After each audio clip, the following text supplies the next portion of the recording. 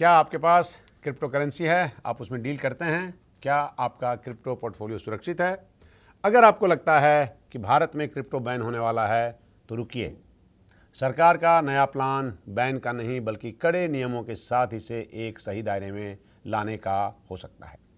लेकिन सवाल सिर्फ भारत का नहीं, जापान में ब्याज दरों में बदलाव क्रिप्टो में आने वाली सस्ती पूंजी पर ब्रेक लगाने की तैयारी में है, तो वहीं दक्षिण कोरिया में बिना रजिस्ट्रेशन चल रहे 29 विदेशी क्रिप्टो ऐप्स पर अचानक गाज गिर चुकी है। आखिर कैसे बदलेगा भारत का क्रिप्टो मार्केट और क्या है दुनिया भर की ये बड़ी खबरें, आइए जानते हैं। नमस्कार, मैं हूं पवन कुमार और आप देख रहे हैं हमारा खास साप्ताहिक कार्यक्रम ब्लॉक टॉक इंडिया।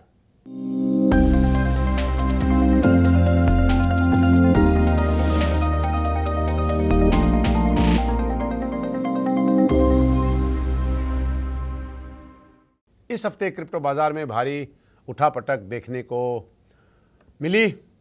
हफ्ते की शुरुआत में अधिकतर क्रिप्टो कॉइन्स तेज रहे, कुछ तो 1.5 से 2 महीने की ऊंचाई तक पहुंचे, लेकिन बाद में ऊपरी स्तर पर बिकवाली हावी हुई और हफ्ते के अंत में उसी स्तर के करीब आते दिखे जिस पर पिछले हफ्ते थे। बिटकॉइन हफ्ते भर के कारोबार में फ्लैट रहा, हालांकि बीच में ये $66,000 के ऊपर निकल गया था। इथेरियम में पूरे हफ्ते के दौरान लगभग 1% की तेजी बनी, बीच में ये भी $1900 के ऊपर निकल गया था। सोलाना में 1.25% से ज़्यादा की नरमी आई और XRP पूरी तरह से फ्लैट दिखा। बीते हफ्ते क्रिप्टो बाजार में हुए बदलाव के बाद अब उन वैश्विक घटनाओं पर नज़र डालते हैं जो अगले हफ्ते क्रिप्टो बाजार पर सबसे ज़्यादा असर डालेंगे। 27 जुलाई से 31 जुलाई के दौरान दुनिया भर में कई ऐसे आर्थिक फैसले होंगे जो क्रिप्टो बाजार की दिशा और दशा तय करेंगे।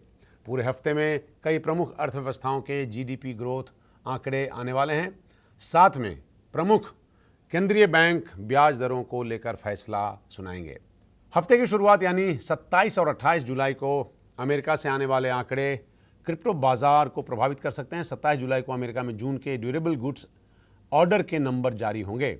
इसके अगले दिन यानी 28 जुलाई को अमेरिका से ही हाउसिंग प्राइस इंडेक्स और कंज्यूमर कॉन्फिडेंस आंकड़े आएंगे। लेकिन जिस फैसले पर दुनिया के क्रिप्टो ट्रेडर्स नज़र लगाए बैठे हैं वो 29 जुलाई को आएगा। उस दिन अमेरिकी केंद्रीय बैंक फेड रिजर्व ब्याज दरों को लेकर फैसला सुनाएगा। अगर अमेरिका में ब्याज दरों में किसी भी तरह की बढ़ोतरी होती है या आगे बढ़ोतरी का स्पष्ट संकेत मिलता है तो क्रिप्टो बाजार दबाव बढ़ाने के लिए काफ़ी होगा। इसके अगले दिन यानी 30 जुलाई को अमेरिका से ही GDP ग्रोथ आंकड़े जारी होंगे। अमेरिकी अर्थव्यवस्था में ग्रोथ बढ़ने या सुस्ती आने का किसी भी तरह का संकेत मिला तो उससे क्रिप्टो बाजार में हलचल बढ़ जाएगी। इसी दिन अमेरिका से कंजम्पशन और इनकम के आंकड़े भी आने हैं। 30 जुलाई को ही यूरोपियन यूनियन के GDP ग्रोथ आंकड़े भी जारी होंगे और इस दिन बैंक ऑफ इंग्लैंड ब्याज दरों को लेकर अपना फैसला सुनाएगा। ये दोनों घटनाक्रम क्रिप्टो कॉइन्स में उठापटक दिखा सकते हैं। 31 जुलाई को चीन और जापान का दिन होगा। इस दिन जापान से महंगाई और रिटेल बिक्री आंकड़े जारी होने हैं और जापान का केंद्रीय बैंक ब्याज दरों को लेकर अपना फैसला सुनाएगा। जापान में ब्याज दरों में किसी भी तरह के बदलाव क्रिप्टो बाजार में हलचल बढ़ा सकते हैं। वहीं चीन से आने वाले मैन्युफैक्चरिंग PMI में आंकड़े चीन की आर्थिक दशा को लेकर भी इससे संकेत मिलेगा। इन आंकड़ों का भी क्रिप्टो बाजार पर खासा असर देखा जाएगा। क्रिप्टो में लंबी अवधि के आउटलुक के लिए अगर आपको अमेरिका के अलावा किसी एक अर्थव्यवस्था पर सबसे ज़्यादा निगाह रखनी है तो वो है जापान की अर्थव्यवस्था।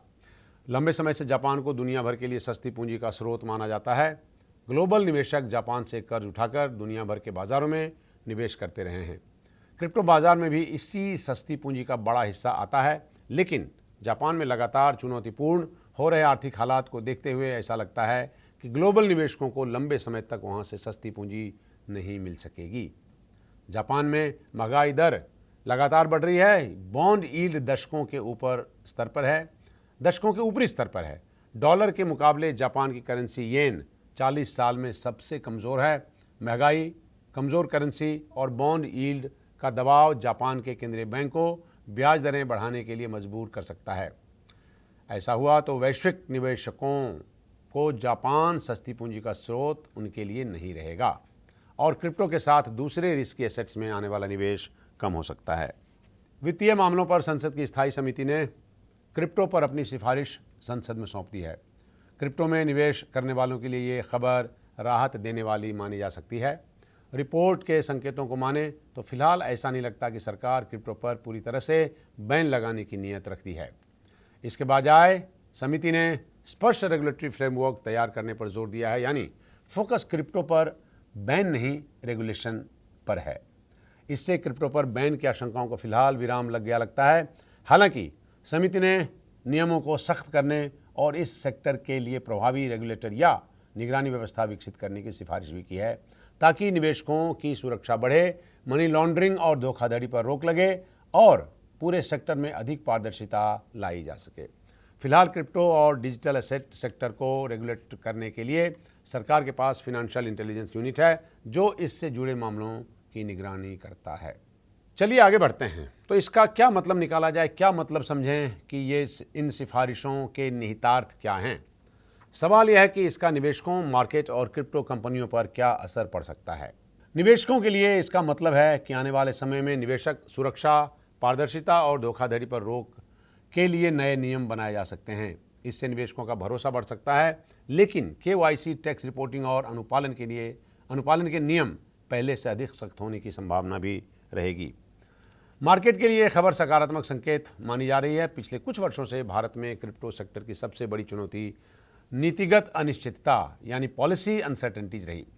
अगर स्पष्ट रेगुलेशन आता है तो बाजार में स्थिरता बढ़ सकती है, निवेश बढ़ सकता है, विदेशी और संस्थागत निवेशकों का भरोसा मजबूत हो सकता है और वैध क्रिप्टो कारोबार को भी प्रोत्साहन मिल सकता है।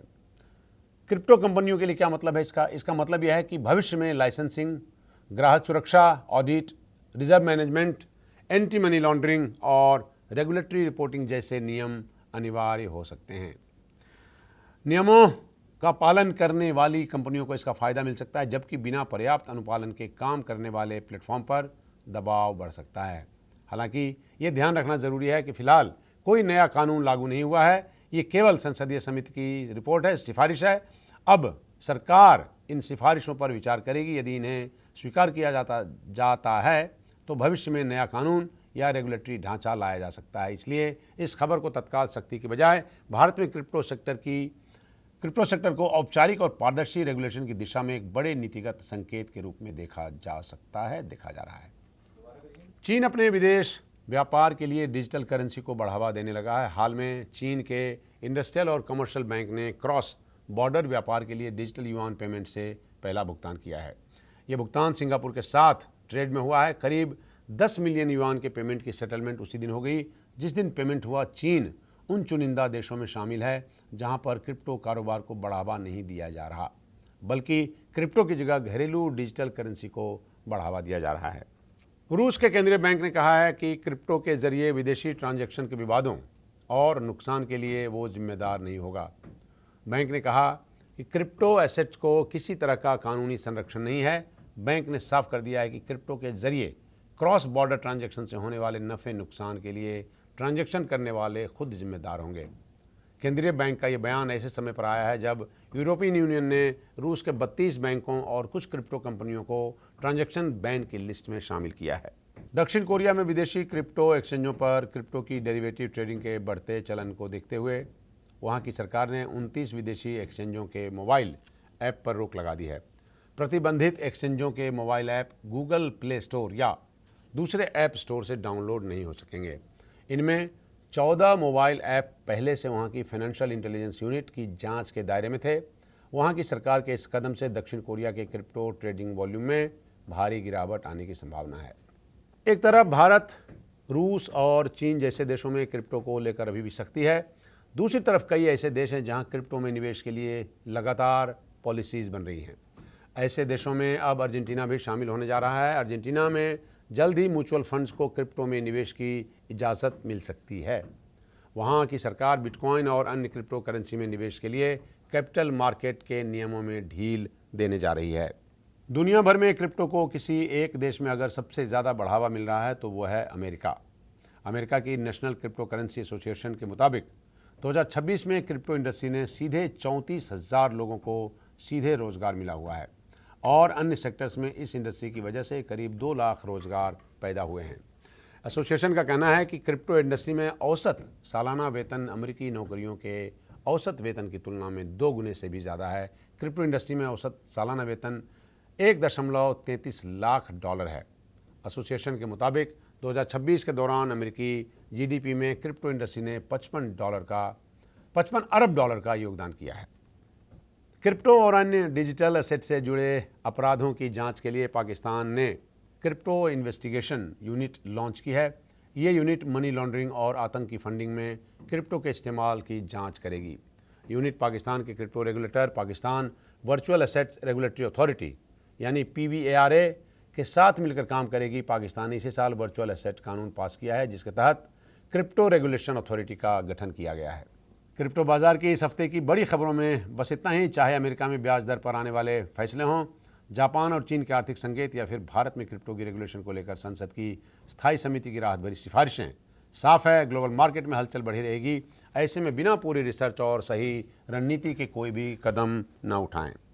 और अगर आपको हमारा ये ख़ास शो ब्लॉग टॉक इंडिया पसंद आया तो वीडियो को लाइक और शेयर करना न भूलें। क्रिप्टो की दुनिया से जुड़ी हर सटीक खबर और मार्केट आउटलुक के लिए हमारे चैनल को सब्सक्राइब जरूर करें। अगले हफ्ते फिर मिलेंगे नई खबरों और ताज़ा एनालिसिस के साथ। तब तक के लिए नमस्कार।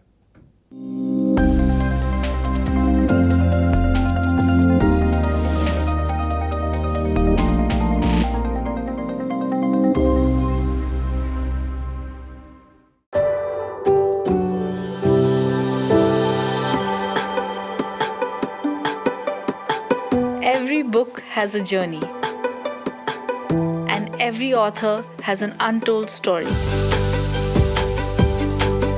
Behind every powerful book lies curiosity, courage, and countless conversations. Discover them all on Books and Banter, a Dialogus Digital original series.